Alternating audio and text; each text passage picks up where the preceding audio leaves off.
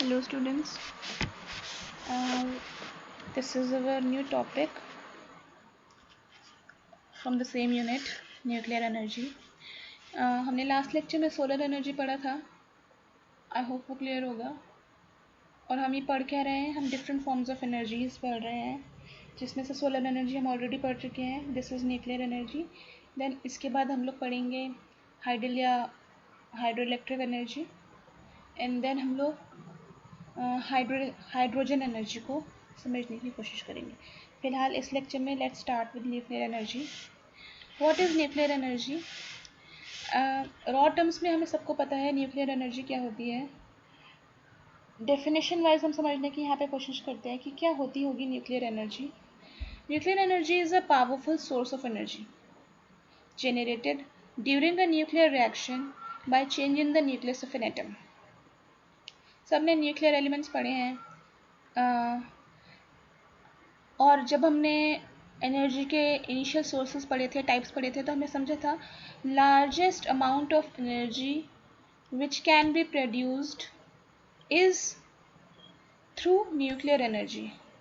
यानी कि न्यूक्लियस, किसी भी एटॉम के न्यूक्लियस से जनरेट होने वाली एनर्जी सबसे ज़्यादा अमाउंट में एनर्जी को प्रोड्यूस करने में कैपेबल होती है. ठीक है. तो अच्छा, तो ये न्यूक्लियर एनर्जी क्रिएट कैसे होती है? It is generated during a nuclear reaction. तो कुछ बेसिक केमिस्ट्री हमने पढ़ा है. न्यूक्लियर रिएक्शंस होते हैं, कुछ केमिकल रिएक्शंस की हेल्प से न्यूक्लियर एनर्जी जनरेट होती है. अब ये बहुत कंट्रोल्ड फॉर्म में रिएक्शंस को मॉडरेट किया जाता है, बहुत हाई कॉन्सेंट्रेशन के साथ कुछ reactions in a plant with the presence of various other elements हम करते हैं, और उस रिएक्शन से जनरेट होने वाली एनर्जी को हम लोग यूटिलाइज करते हैं. ठीक है. The basic source of this nuclear energy is the mass of nucleus, and energy generated during a nuclear reaction is due to conversion of this mass into energy. ठीक है. तो हो क्या रहा है बेसिकली, अब एक बहुत ही सिंपल सा फिनोमेना है कि कुछ एनर्जी जो आपको मिल रही है, ये एनर्जी किसी एक सर्टेन मास का कन्वर्जन है. मास इज कुछ सर्टेन रेशो, एक वेट जो एक न्यूक्लियर रिएक्शन के दौरान रिलीज होता है, वो मास को डायरेक्टली कन्वर्ट करता है in the form of energy. तो न्यूक्लियर एनर्जी बेसिकली क्या है? जब भी आप किसी न्यूक्लियर एलिमेंट के reaction with different other presence of other elements and properties, एक certain amount of energy release होती है, जिसको हम लोग न्यूक्लियर एनर्जी कहते हैं. सॉरी. ठीक है. तो ये दो तरीके हैं. होते कैसे हैं? दो तरीके हैं to obtain this nuclear energy. ये रिएक्शन आप दो तरह से कर सकते हैं. First is your nuclear fission and other is your nuclear fusion. ठीक है. यहाँ पे दोनों आपको एग्जाम्पल दिख रहे होंगे. समझ में आ जाने वाली चीज़ है, बहुत ही बेसिक चीज़ है जो हमने ऑलरेडी स्कूल टाइम में पढ़ी थी. एक एक करके फिर भी समझने की कोशिश करते हैं. What is nuclear fission? Fission is a basic reaction. क्या होता है? The nucleus of a heavy radioactive element like uranium, plutonium और thorium splits up into smaller nuclei. यानी यहाँ पे क्या होता है, फिजन के दौरान आपका कोई हैवी एलिमेंट जो भी कोई भी रेडियोएक्टिव एलिमेंट हैवी, वो स्प्लिट हो जाता है मल्टीपल स्मॉलर न्यूक्लियस में. तो देखिए, अगर आप यहाँ पे देखेंगे, आपके पास एक न्यूट्रॉन है और जिसको आप through a reaction multiple products में डिवाइड कर दे रहे हैं, यानी कि मल्टीपल आपके पास न्यूक्लियस मिल जाएंगे. This process is fusion. यानी सिंगल न्यूट्रॉन को आप मल्टीपल न्यूक्लाई में जब डिवाइड कर देते हैं थ्रू अ रिएक्शन, देन इस पूरा प्रोसेस को हम क्या कहते हैं? Nuclear fission. ठीक है. तो होने का तरीका क्या है?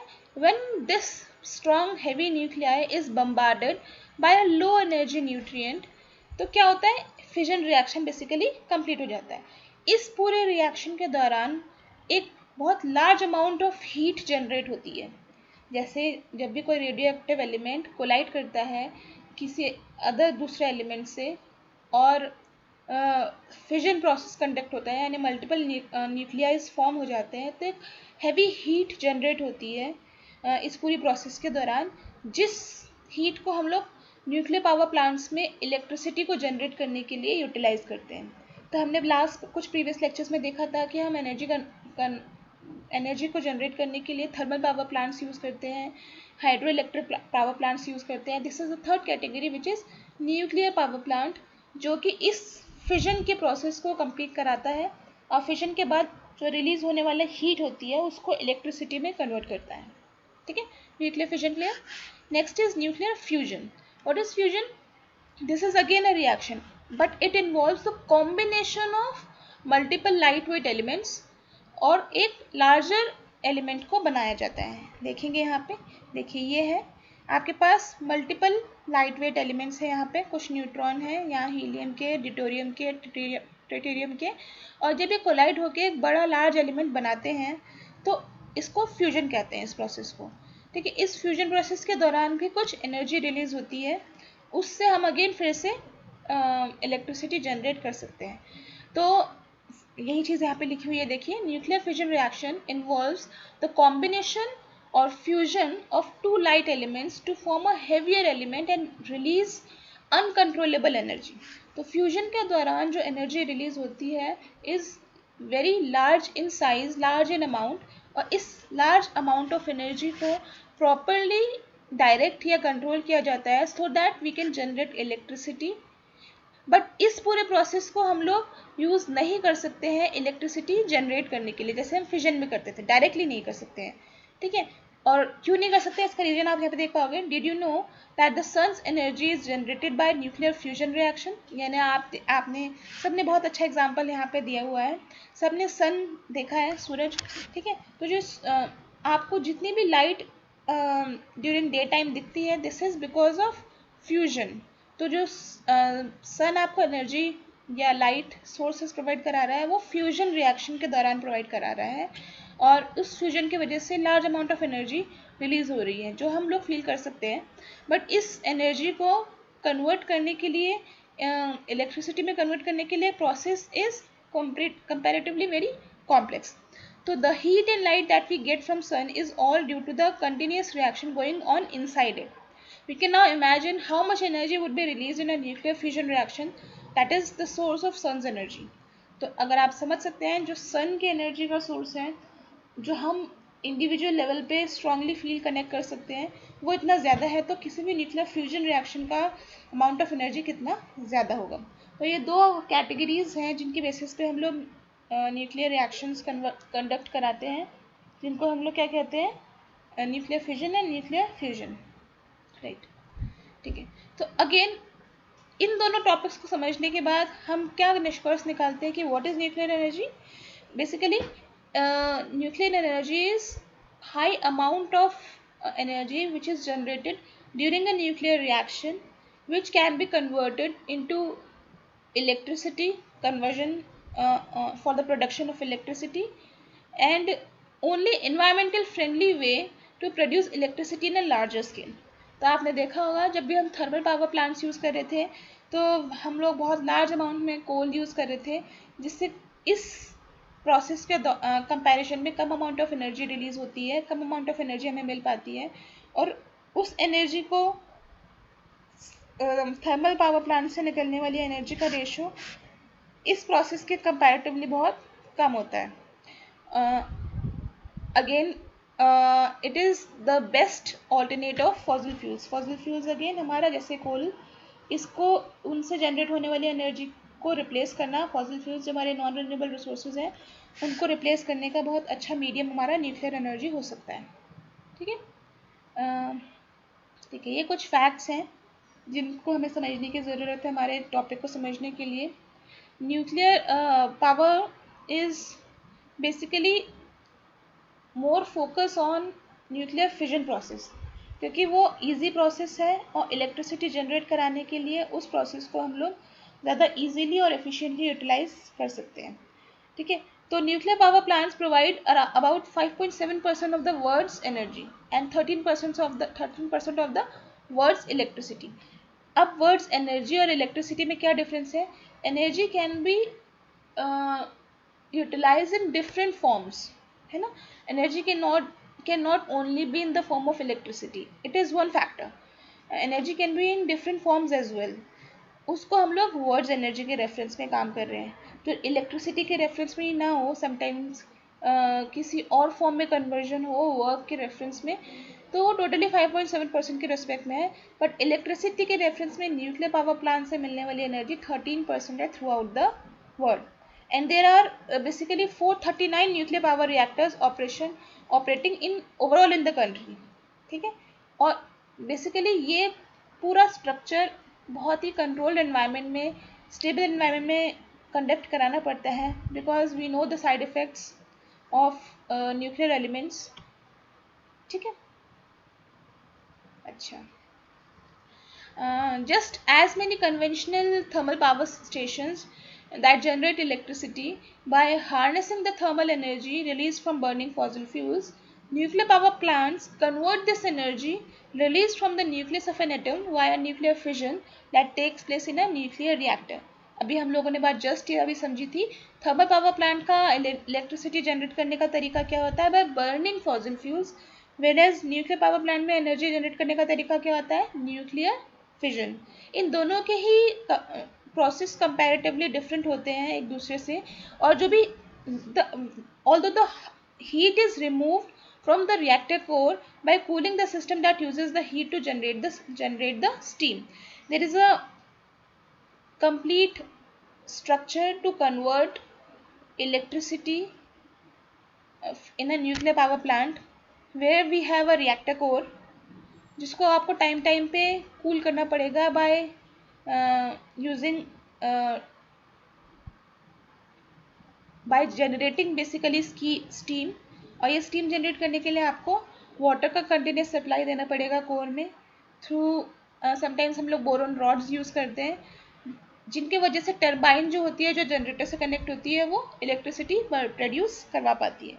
तो न्यूक्लियर एनर्जी को प्रोड्यूस करने का तरीका एक सीरीज ऑफ स्टेप्स होते हैं जिनको हम लोग फॉलो करते हैं. ये वो डायग्राम है जिसकी हेल्प से हम लोग समझ सकते हैं कि एक न्यूक्लियर रिएक्टर कैसे वर्क करता है. देख सकते हैं आप यहाँ पे कूलिंग टावर है हमारे पास, जनरेटर है जो टरबाइन चलाता है, ये कंडेंसर कूलिंग वाटर रॉड है जिनकी हेल्प से टरबाइन चलेगा जब स्टीम जनरेट होगी. तो ये कुछ कंट्रोल रॉड है जो रिएक्टर्स में हम लोग बिल्ड करते हैं. बोरोन रॉड्स हो सकती हैं ये, क्योंकि boron is responsible for cooling down the system, और ये रॉड्स हेल्प करता है प्रोसेस को कंट्रोल करने के लिए. हमारा काम क्या होता है? जो भी हीट जनरेट हो रही है कोर में उसको न्यूट्रलाइज करना. तो न्यूक्लियर पावर प्लांट का काम क्या होता है? न्यूक्लियर रिएक्टर का काम क्या होता है? कोई रेडियो एक्टिव एलिमेंट जो लार्ज अमाउंट ऑफ रिएक्टिविटी या हीट जनरेट कर रहा है, और किसी फॉर्म ऑफ चाहे वो बोरोन रॉड्स हो, चाहे वो वाटर हो, चाहे वो स्टीम्स हो, उनके हेल्प से इस लार्ज अमाउंट ऑफ हीट को में बैलेंस क्रिएट करना, जिसके हेल्प से हम लोग बहुत इजीली इलेक्ट्रिसिटी जनरेट कर सकते हैं. ठीक है ना. कुछ एडवांटेजेस आपके न्यूक्लियर पावर प्लांट्स को यूज़ करने के लिए या न्यूक्लियर एनर्जी को यूज़ करने के लिए. First is almost zero emission या फिर very low green house gas emission. हमने कुछ लेक्चर्स में छोटे छोटे पॉइंट्स में समझा था ग्रीन हाउस गैसेस के बारे में, यानी कि ऐसी गैसेस जो हार्मफुल होती हैं एनवायरनमेंट के लिए. उन गैसेस का एमिशन अलग अलग सोर्सेज से अलग अलग मात्रा में आता है. जब हम लोग फॉसिल फ्यूल्स को बर्न करते हैं तो सबसे ज़्यादा अमाउंट ऑफ ऐसी हार्मफुल गैसेस जनरेट होती हैं जिनका एमिशन लार्ज अमाउंट में एयर पोल्यूशन को में कंट्रीब्यूट करता है. बट जब आप न्यूक्लियर रिएक्टर्स यूज़ करते हो तो नेग्लिजिबल एमिशन होता है, या फिर बिल्कुल इतना कम एमिशन जिसको हम नेग्लेक्ट कर सकते हैं, which is not capable enough in large scale to disturb the environment. इसलिए हम न्यूक्लियर एनर्जी को एक एडवांटेज की तरह से ले सकते हैं. Second, they can be sited almost everywhere anywhere unlike oil which is mostly imported. जैसे ऑयल इंडस्ट्रीज होती हैं या फॉसिल फ्यूल में ऑयल्स हैं जिनसे हम एनर्जी जनरेट करना चाहेंगे, तो उनके लिए हमें स्पेसिफिक साइट्स चाहिए होती है, क्योंकि ऑयल हर जगह अवेलेबल नहीं है। उसके तो डंपिंग साइट्स चाहिए हमें, या फिर उसका ट्रांसपोर्टेशन बहुत ज़्यादा हेवीली कॉस्ट करेगा, या फिर ओरिजिनल साइट पर बनाएंगे तो हमें तब जाके हमें थोड़ा बेनिफिट मिलेगा। तो oil as a oil energy generate करने के लिए हमारे पास रिसोर्सेज की स्कैरसिटी हो जाती है, जिस वजह से वो ज़्यादा फिजिबल नहीं होता है एनर्जी के रिस्पेक्ट में यूटिलाइज करने के लिए। जबकि nuclear power plants can be installed anywhere, because उसके लिए हमें सोर्सेज एक्यूरेट प्लेसेस पर ज़रूरी नहीं है।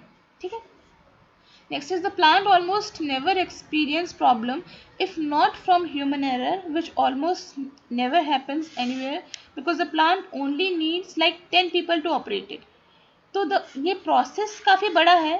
There is a series and chain of process जिसके हेल्प से कोई न्यूक्लियर पावर प्लांट वर्क करता है, बट इसमें ह्यूमन इंटरवेंशन बहुत ज़्यादा नहीं है, यानी बहुत कम नंबर ऑफ पीपल किसी एक न्यूक्लियर प्लांट को ऑपरेट करने में केपेबल है, यानी हमारे पास बहुत ज़्यादा हमें ह्यूमन रिसोर्सेज की आवश्यकता नहीं है इस तरह की एनर्जी को कन्वर्ट कराने के लिए या क्रिएट करने के लिए। ठीक है, next is a small amount of matter creates a large amount of energy. Unlike thermal power plants जो कि रिसोर्सेज ज़्यादा यूटिलाइज करते हैं और एनर्जी कंपैरेटिवली कम जनरेट करते हैं, न्यूक्लियर पावर प्लांट्स कम मैटर के साथ यानी कम रॉ अमाउंट के साथ ज़्यादा अमाउंट ऑफ एनर्जी क्रिएट करवा पाता है। And the last is a lot of energy is generated from a single power plant. एक पावर प्लांट से इतनी एनर्जी जनरेट हो जाती है जिसमें हम एंटायर सिटी को बहुत लंबे लाइफ स्पैन तक प्रोवाइड करा सकते हैं इलेक्ट्रिसिटी का सप्लाई। ठीक है, कुछ छोटे छोटे पॉइंट्स और, जैसे कि modern reactors that have 2 to 10 times more efficiency than the old generator reactors currently used around the US. New reactor types have been designed to make it physically impossible to melt down. हमने कुछ history में कुछ ऐसे incidents देखे हैं जिसमें because of human errors, because of some difficulty जो हमें फेस करनी पड़ी ह्यूमन एरर्स की वजह से, या बैड क्वालिटी ऑफ रिएक्टर या bad quality of boron rods, हमें कुछ प्रॉब्लम्स फेस करनी पड़ी। उन प्रॉब्लम्स को रेक्टिफाई करने के लिए आज के जो मॉडर्न रिएक्टर्स होते हैं वो basically it makes it physically impossible कि ये रिएक्टर्स किसी तरह से फेल हो सके। तो आजकल के मॉडर्न रिएक्टर्स बेसिकली इतने ज़्यादा एफिशिएंट और स्ट्रॉन्ग हैं जिनमें ख़राब होने की या समस्या होने की संभावनाएं बहुत कम हो जाती हैं। जो only problem that we can face is with respect to core. ठीक है, जो जैसे जैसे कोर गर्म होता रहेगा, हीटअप होता रहेगा, तो रिएक्शन स्लो होती रहती है। तो हमारा काम सिर्फ इतना होता है कि हम उस कोर को हीट ना होने दें, उसको हम कंटिन्यूसली वाटर सप्लाई कराते रहें ताकि रिएक्शंस कांस्टेंट रेट पर चल सके और कोई मेल्टडाउन पॉसिबल ना हो। देखिए सेम पॉइंट यहाँ पे आ गया है, as the core gets hotter the reaction gets slower, hence a run away reaction leading to a meltdown is not possible. Okay, कुछ डिसएडवांटेजेस देख लेते हैं। बहुत सारे एडवांटेजेस हमने समझ लिए, कुछ प्रॉब्लम भी रही होगी हमारे न्यूक्लियर पावर प्लांट्स के साथ, जैसे कि first, nuclear power plants are more expensive to build and maintain. तो अगर हम किसी रिस्पेक्ट में न्यूक्लियर पावर प्लांट्स बनाना चाहें तो उसका इस्टेब्लिशमेंट कॉस्ट या इनिशियल कॉस्ट इतना ज़्यादा है कि हम उसको कंपैरेटिवली थर्मल पावर प्लांट से डील ही नहीं कर पाएंगे। ठीक है, तो कुछ डिसएडवांटेजेस, वेस्ट, पहली बात हम ये समझ चुके हैं बहुत एक्सपेंसिव है इस तरह के पावर प्लांट्स को बनाना, मेंटेन करना भी डिफ़िकल्ट है, और इन सारी चीज़ों को की इनिशियल कॉस्ट है, इस्टेब्लिशमेंट कॉस्ट काफ़ी ज़्यादा होती है। ठीक है, next is waste products are dangerous and need to be carefully stored for a long period of time. ठीक है, तो एयर पोल्यूशन के रिस्पेक्ट में तो वेस्ट जनरेट नहीं हो रहा है, बट न्यूक्लियर वेस्ट आप समझ सकते हो अलग तरह से डिकम्पोज करना पड़ता है, डिस्पोज करना पड़ता है, जिसको हमें बहुत केयरफुली बहुत लंबे समय तक के लिए डिस्पोज करना पड़ता है। अंडरग्राउंड उसको हम फिल करते हैं, सीमेंटेड करते हैं ताकि वो ईज़िली उनके एमिशन रिलीज़ ना हो सकें, और बहुत ज़्यादा फ्यूल जनरेट क्या कहते हैं, बहुत ज़्यादा फ्यूल हमें हाई रेडियो एक्टिव एलिमेंट्स को केयरफुली स्टोर करने के लिए यूटिलाइज करना पड़ता है और काफ़ी लंबा समय लग जाता है इसको डिकम्पोज होने में, जिसकी मेंटेनेंस और लुक आफ्टर कॉस्ट ज़्यादा हो जाती है। ठीक है। Next is there is presently no adequate safe long term storage for radio active and chemical waste. तो अभी तक कोई टेक्निकल डिस्पोजल मेथड हमारे लिए न्यूक्लियर वेस्ट के लिए अभी तक जनरेट हो नहीं पाया है। We use old school method to dump the nuclear waste inside the ground, maybe cemented it so that the emission cannot release easily, and the whole process is done under serious supervision so that the process is conducted smoothly and no of chance of error can be found in the whole process. Okay. कुछ और disadvantages जैसे nuclear power plants can be dangerous to its surrounding and employees. वहाँ पे काम करने वाले लोगों को वहाँ पे काम करने वाले लोग बेसिकली डायरेक्टली उस प्रोसेस से डील करते हैं, तो वो बहुत ही उनमें थोड़ा थोड़ा असर आपको थोड़ा समय में देखने को मिलता है। It would cost a lot of clean in case of spillage. तो अगर आप किसी भी रिस्पेक्ट में उसके क्लोज भी आ रहे हो तो आपको बहुत सेफ्टी के साथ उसके साथ डील करना पड़ता है। There exist safety concern if the plant is not operated correctly और the conditions arises that were the unforeseen when the plant was developed as happened in Fukushima plant in Japan. तो हमने कुछ चीज़ें देखी हुई हैं कि कुछ प्लांट्स में ऐसे ह्यूमन एरर्स की वजह से या फिर ऐसी कोई कंडीशन आ जाती है जो हमने पहले कभी नहीं देखी, उनके साथ डील करने के लिए बहुत हैवी सेफ्टी मेजर्स लेने पड़ जाते हैं। एंड एक और बहुत बड़ा डिसएडवांटेज जो हमें समझ में आता है is that nuclear power plants can render hundreds और thousands of miles of land जिसको आप फिर से हैबिटेबल नहीं कर पाते हो, जो अगेन फिर अनसेटेबल हो जाता है फॉर मैनी ईयर्स, और वहाँ पे सारे वेजिटेशन को और लाइफ को डिस्ट्रॉय करना पड़ता है in case of any type of failure, अगर जो हमें कंडक्ट वहाँ पे हो पाता है तो। ठीक है। तो ये कुछ डिसएडवांटेजेस है हमारे इंडिया में न्यूक्लियर एनर्जी का क्या स्टेटस है वो हम यहाँ से देख सकते हैं। Nuclear power plant is the 4th largest source of electricity in India after thermal, hydro electric and renewable sources of energy. तो इस पॉइंट से आप समझ सकते हो कि India is not very dependent upon nuclear energy. हम लोग बहुत पीछे न्यूक्लियर एनर्जी को रखते हैं, जबकि कुछ स्पेसिफिक कंट्रीज़ में ये सोल रीज़न या सोल सोर्स है to provide energy to their localites. ठीक है। As of 2012 India has 20 nuclear reactors in operation in 6 nuclear power plants generating 4,780 megawatts, while 7 other reactors are under construction and are expected to generate an additional 5,300 megawatts. तो फिर भी ये दोनों numbers जो हैं मिलाकर भी हमारे थर्मल पावर प्लांट्स के सामने नेग्लिजिबल हैं, क्योंकि ये बहुत ज़्यादा अमाउंट ऑफ एनर्जी हमारे कंट्री में थर्मल पावर प्लांट से ही आती है। ठीक है। ये वो स्टेट्स हैं, एरियाज़ हैं जहाँ पे आप न्यूक्लियर पावर प्लांट्स को ट्रैक कर सकते हो इन अवर कंट्री।